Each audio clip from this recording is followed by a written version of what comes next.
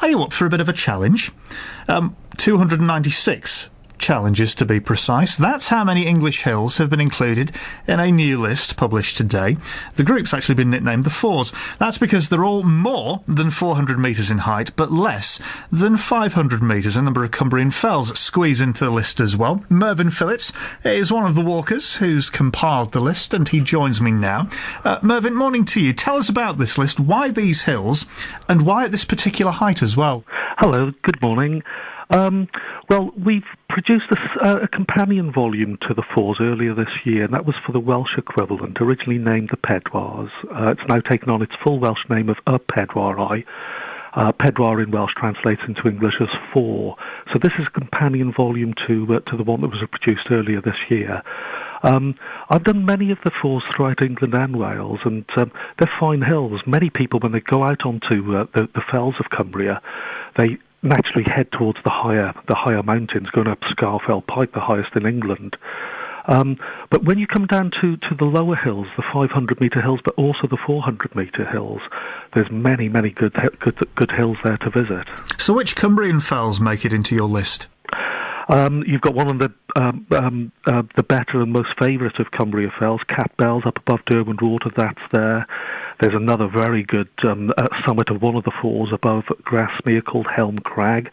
You need to scramble to the top of that one.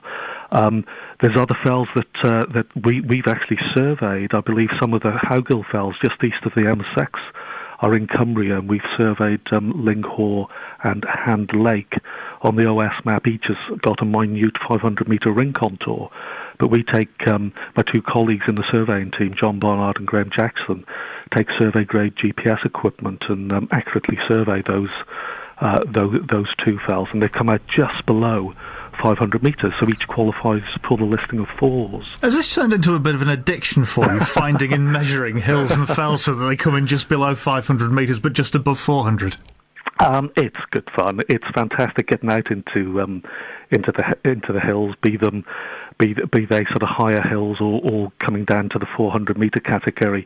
But if I can just say, I've compiled the listing, but if it wasn't for two other colleagues, Aled Williams and Mark Trengove, the list wouldn't be as it is today. And Aled's done a tremendous amount of research, place name research on the Fours. That's extended from what he did with the Welsh equivalent of Pedwarau. And he's extended that into some of the English regions. So there's names that Aled has found out, locally known names, that don't appear on any kind of map at all. So that's something that's a good quality of the listing. And also, Mark Trengove is the editor and the publisher. He's got a website, Euro Peak List, all continuous, and that's where you can actually access the list. And the list is free. You can print it off or download it as an e-booklet version.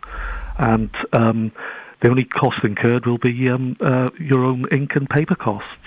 OK, it's been good to speak to you. Thanks for joining us this morning. That's Myrddyn Phillips. Thank you very much indeed.